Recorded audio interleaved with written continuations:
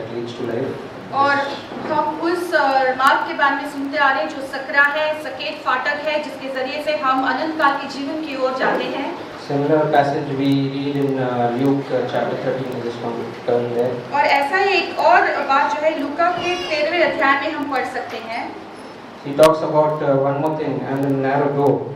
और वहाँ पे उस सकेत फाटक के बारे में वो बात करता है।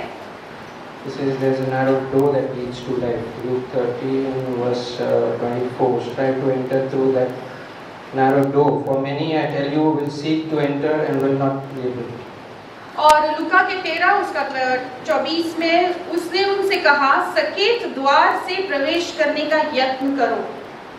So there is a narrow way. It doesn't mean that this narrow way is leading to heaven, but it's narrow way that leads to life. It's not talking about going to heaven. और ऐसा एक जो सकरा मार्ग या सकेत फाटक ऐसा मार्ग है जो हमें स्वर्ग को ले जाएगा, ऐसा नहीं है। But it leads to the way of life, the narrow way of life of Jesus. लेकिन वो यीशु मसीह के उस सकरे मार्ग में की ओर वो ले जाएगा। If you live that life of life in Jesus, that narrow way and the narrow door will be open. That's you will get the heaven. You like the heaven. यदि आप यीशु मसीह का वो जीवन को जिएंगे और उनके समान जिस तरह से यीशु मसीह चले आप भी चलेंगे, तो वो जो सकरा मार्ग है और सकेत फाटक के जरिए से होते हुए आप भी स्वर्ग की ओर पहुंच जाएंगे, जीवन की ओर पहुंच जाएंगे। Jesus in his own words telling that many will seek to enter this life. Will want to not to go to heaven, but want to enter this life of God and life of flesh, but many will not find it. और यीशु मसीह वहाँ पर आगे कहते हैं कि बहुत सारे ऐसे लोग हैं जो इस मार्ग से प्रवेश करना चाहते हैं इस जीवन की ओर, और स्वर्ग की ओर नहीं लेकिन इस जीवन की ओर प्रवेश करना चाहते हैं। Everybody is interested to go to heaven and not to rot in hell. सभी कोई जो है स्वर्ग में जाना पसंद करते हैं, कोई भी नरक में जाकर सड़ना नहीं चाहते। But Jesus talking, are you interested to live that narrow, walk that narrow path that leads to that narrow life, to the life? लेकिन स्वर्ग में जाने से पहले जो सकरा मार्ग है, सकेत फाटक है, जो पतला रास्ता है, क्या उस मार्ग से चलने के लिए तुम तैयार हो क्या? What is that life, that narrow path and narrow life? I was thinking. और मैं ये सोच रहा था कि वो सकरा मार्ग और सकेत फाटक का जीवन कैसा जीवन है? It's about setting my life right with God. There's nothing in between me and God. All sins have been set right. I've been honest with my sin. I've confessed everything. और उसका मतलब ये है कि मेरा जो जीवन परमेश्वर के साथ जो है उसे सही करना है, जो कुछ भी पाप है, पाप भरा जीवन है, उसे कबूल करना है, पाप को धुतकारना है और परमेश्वर के राज्य में उसके साथ सही से जीवन बिताना है। Is there some lie that you have told that which is not set right and you're conscious about it? क्या आपने ऐसा कोई झूठ कहा है जो आपने आपके विवेक को अभी चुभ रहा है? Set it right. You're not on the. I'm afraid to tell that you're not on that path that goes to life. You have to set that right. आपको जरूर उस झूठ आपने जो बोला है उस पाप को आपको जरूर कबूल करना है, उसे सही करना है, क्योंकि आप यदि ऐसा नहीं करोगे तो वो सकेत मार्ग में आप नहीं हो। I mean, if you go out in the world, who's interested to talk about 100% truth? It's only those who speak 100% truth. Who are not afraid of their self. Who are not afraid of getting treated badly or losing out on something. But those people who want that life to enter into life of Jesus, there are very few people. That's what Jesus is saying here. Who wants to be honest? और आप यदि संसार में जाओगे तो ऐसे कौन से लोग होंगे जो पूरी तरह से 100% सच कहना पसंद करेंगे? ऐसे तो कोई भी नहीं लोग रहेंगे, लेकिन ऐसे लोग जो सच आपसे चाहते होंगे वैसे लोग होंगे जो खुद 100% सच्चाई का जीवन बिता रहे होंगे। Many people in the world want to act hypocritically and want to impress people where something not true in their life. That's living a life. और कई लोग इस संसार में ढोंग का जीवन बिता रहे हैं, जहाँ पे वो जो बोलते हैं उसे सही मायने में मानते नहीं हैं, वो झूठ का जीवन बिता रहे हैं।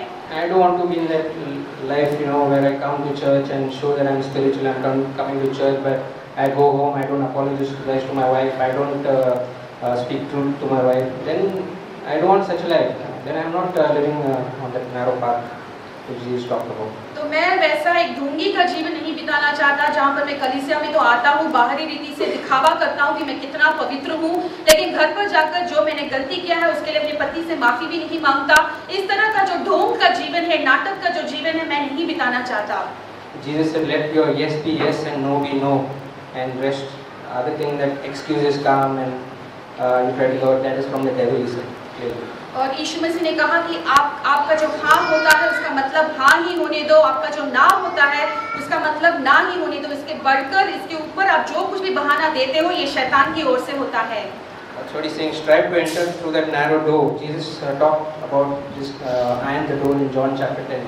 That narrow door is Jesus. Jesus comes and shows you what is right. The Holy Spirit comes and shows you what is right, what is wrong, what is honest, what is light, what is darkness, what is truth, what is lie, what is hypocrisy, what is being yourself. और यहाँ पर जैसे लिखा है कि सकेत द्वार से प्रवेश करने का यत्न करो। और वो द्वार कौन है? यीशु मसीह। जैसे यूहन्ना 10 में कहते हैं कि मैं यीशु मसीह खुद वो द्वार है। और पवित्र आत्मा हमें बताता है कि क्या सही है, क्या गलत है, क्या झूठ है, क्या सच है, क्या ईमानदारी की बातें हैं, क्या झूठे बातें हैं। इन सारे बातों का जो विवरण है पवित्र आत्मा में हमें स्पष्ट रीति से बताता है। And Jesus is explaining this to a question. If you read verse 23, Lord, are there just few who are going to be saved? Then Jesus explains, strive to enter through the narrow door, not many will enter. So he's answering the question. और इन सारे बातों को यीशु मसीह एक मसीही व्यक्ति से कहता है। जैसे लूका के 13:23 में मसीही व्यक्ति एक है जो उनसे पूछता है क्या सारे लोग उद्धार पा लेंगे? तो उस प्रश्न के जवाब में यीशु मसीह कहते हैं कि बहुत सारे लोग सकेत द्वार से प्रवेश करने का यत्न करें, क्योंकि बहुत सारे लोग प्रवेश करते हैं चौड़ा मार्ग में। He says, completes explaining this. Once the head of the house gets up and shuts the door, and you begin to stand outside and knock the door, that door is not going to open. You are going to cry out, Lord, Lord, let us in. आगे and he will answer that I don't know you. Where are you from? 25वें वचन में जैसे वो कहता है कि जब घर का स्वामी उठकर द्वार बंद कर चुका हो और तुम बाहर खड़े हुए द्वार खटखटाकर कहने लगो, हे प्रभु हमारे लिए खोल दे, और वह उत्तर दे कि मैं तुम्हें नहीं जानता, तुम कहाँ के हो। So that's what going to happen when Jesus is going to come. Now that we know that his return is near, is there some lie or something not yet set right, that I'm not yet confessed and not yet set right? Then I'm in dangerous spot. तो इसी बात I'm going to get left out. The door is going to be shut for me. तो इसी द्वार के बारे में हमें ध्यान रखना है, क्योंकि बहुत यीशु मसीह का आगमन बहुत ही करीब है। हमारे जीवन में जो भी पाप हो, फिर झूठ हो, गुस्सा हो, जो भी पाप हो, उसे हमें कबूल करना है, परमेश्वर की उपस्थिति में उसे सही कर लेना है। क्योंकि यदि ऐसा हम नहीं करेंगे तो हमारे सामने वो द्वार जो है बंद हो जाएगा, हम बाहर रह जाएंगे और फिर हमारे खटखटाने से भी वो द्वार कभी नहीं खुलेगा। And these people are saying, Lord, we ate and drank with you, we broken bread and we drank your blood and all these things, and how you are going to throw me out of this kingdom of heaven? How are you going to shut the door on me? These people are giving excuses. I came to church and sang songs and I broke bread, but he said that depart from me, you who work iniquity or evildoers. He says that. Verse 27. जो सारे लोग इस दरवाजे बंद होने के बाद जो बाहर रह चुके थे, वो एक एक बहाना निकाल कर ढूंढने लगे और कहने लगे कि हम तो आपके नाम में जो कलीसिया में आते थे, कितने सारे काम को तुम्हारे नाम में हमने किया है, अब तुम हमें कैसे हमारे भवन में प्रवेश करने से रोक सकता है? तो ऐसे में यीशु मसीह उनसे कहता है कि तुम कौन हो, मैं तुम्हें नहीं जानता, मुझसे दूर हो जाओ अधर्म के लोग। So finally, brothers and sisters, I don't want to make you feel sad or just feel condemned, but just get encouraged. There's a time now, there's a right time where you can set things right, where you can apologize. I was able to do that with my wife yesterday. Something was not set right. I needed to set right. I went and did that, spoke the truth. Because this thing really clearly was pricking my conscience. How that? Otherwise, if I'm living a lie and start speaking, this door will be shut on me. And my life is not, that conscience is always bothering. That should not happen.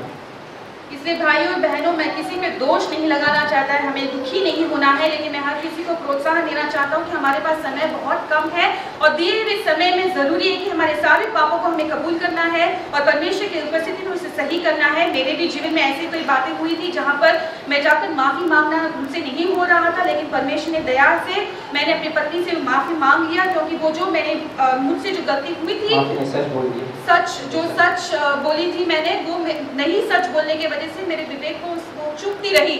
लेकिन जैसे पवित्र आत्मा ने मुझे चलाया, मैंने जाकर उन सारे बातों को किया और इसी तरह का हमारा जीवन होना चाहिए। So finally, just think about the 10 virgins Jesus talked about in Matthew 24. 5, they were all were virgins. They were not, 5 were not harlot and 5 were not pure. They all were virgins, but 5 were wise who had that life, and that's how they went on with Jesus.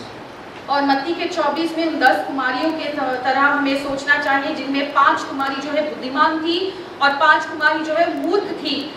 ऐसा नहीं था कि 5 कुमारी जो है कुमारी थी और दूसरी जो है अशुद्ध थी। सारी भी कुमारियां ही थी, कुंवारी थी, लेकिन उनमें से 5 जो है वो बुद्धिमान थी।